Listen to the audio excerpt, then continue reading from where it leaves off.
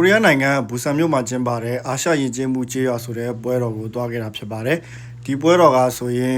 နိုင်ငံခြားအလုပ်သမားကူညီရေးစင်တာကနေပြီးတော့ကူးစီးပြီးတော့ကျင်းပတဲ့ပွဲတော်လေးဖြစ်ပါတယ်။နိုင်ငံကတော့အများကြီးမပါဝင်ပေမဲ့၈နိုင်ငံပါဝင်ပါတယ်။ဒီပွဲတော်မှာဆိုရင်အာရှနိုင်ငံတွေရဲ့ရိုးရာယဉ်ကျေးမှုဝယ်စားတွေအစားအသောက်တွေရိုးရာပစ္စည်းတွေကိုတွေ့မြင်ရမှာဖြစ်ပြီးတော့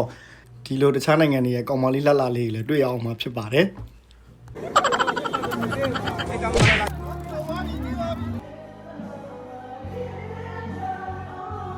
နိုင်ငံတိုင်းကမိမိတို့ရဲ့ရိုးရာပစ္စည်းလေးတွေကိုဒီလိုမျိုးဆိုင်ပုံစံမျိုးလေးတွေပေါ်မှာခင်းကျင်းပြသထားပေးပြီးတော့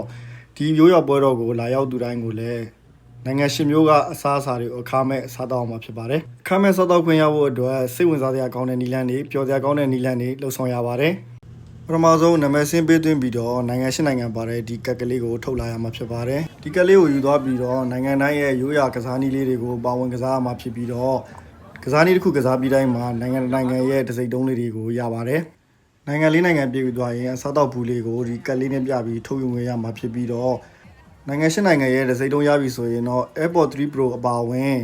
အခြားအိမ်သုံးလျှက်စစ်ပစ္စည်းအများအပြားကိုလည်းကန်ဆယ်မဲဖောက်ခွင့်ရအောင်မှာဖြစ်ပါတယ်။ကျွန်တော်တို့နိုင်ငံကတော့မြန်မာရိုးရာချင်းကပ်ကစားနည်းကိုခင်းကျင်းပြသထားပြီးတော့တစိမ့်တုံးလိုချင်တဲ့ဘယ်နိုင်ငံသားမဆိုချင်းကပ်ပြသကြရပါတယ်။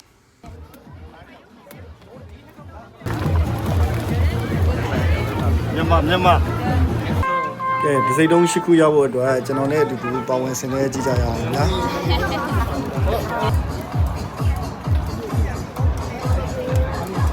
ဘယ်လိုလဲ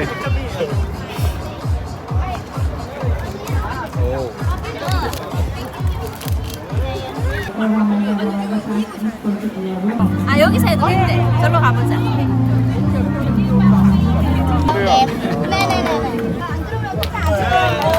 နိုင်ငံတွေရဲ့တစိမ့်တုံးလေးရခဲ့ပြီဆိုတော့စားရဘူးလေးလည်းထုတ်လို့ရခဲ့ပါပြီဒီဘူးလေးထဲမှာနိုင်ငံ၈နိုင်ငံရဲ့ရိုးရာအစားအစာလေးတွေပါဝင်ပါတယ်ကျွန်တော်တို့နိုင်ငံကတော့ကြာတန်ကျော်ဖြစ်ပါတယ်ငကြီးစကြပါတော့မယ်ခင်ဗျာစောင်းမလာလို့တော့မခေါ်တော့ပါဘူးဗျာကျွန်တော်ဟာတော့ကျွန်တော်တော့မနည်းလေးပါလို့မဝါခဲ့ပါဘူးငကြီးကြလို့ပြီးသွားပြီဆိုတော့ဖြော်ပြေးကန်တာကိုသွားပြီးတော့အားပေးမှာဖြစ်ပါတယ်တချင်းဆိုပြိုင်ပွဲနဲ့ရိုးရာအကာတွေရှိပါသေးတယ်ကျွန်တော်တို့အတူတူအားပေးကြရအောင်ဗျာ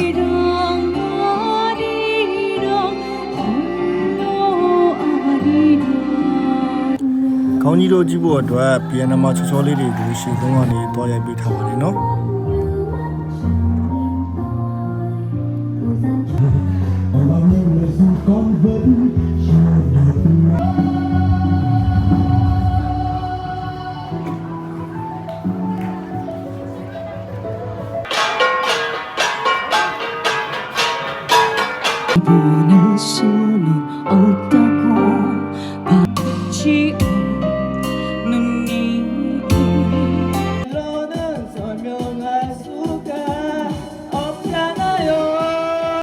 ဒီအမျိုးသမီးကတော့ဆိုပြိုင်ပွဲမှာပထမဆုံးရတဲ့သူဖြစ်ပြီးတော့ကျွန်တော်ရင်ထဲကပထမဆုံးကတော့မကောလီဟန်ချန်ဆိုတဲ့ဘိုးတော်ပဲဖြစ်ပါတယ်။ဘာဖြစ်လို့လဲဆိုတော့သူကလည်းသချင်းဆိုတာတောင်တောက်မယ်ဆိုတာကြည့်ပါပဲဗျာ။